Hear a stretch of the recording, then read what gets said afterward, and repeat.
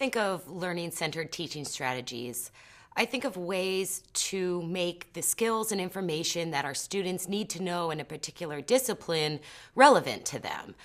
So this is going to obviously change from discipline to discipline because those skills and information are going to change. Typically when a student finds relevance, he or she is going to better learn the information and better remember the information. So I'm just going to talk about a couple of examples that I use in the classroom and when I'm designing assignments, keeping learning-centeredness in mind. One of the disciplines I teach in is EAP, which is English as a Second Language. And one of the things that those students need to learn is the basic structure of various types of essays that they need to write in an American college system. So take, for example, comparison and contrast.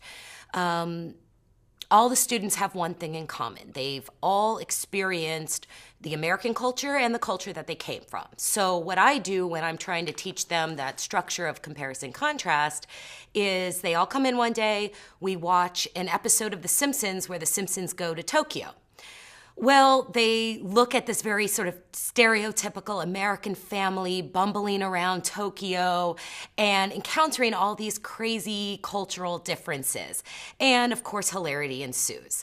So after the episode is over, we have a big discussion about what the Simpsons did wrong, what was surprising to them when they went there, and all these sort of culture shock related instances. So when they finish discussing what happened in the episode, we then turn the discussion on to them.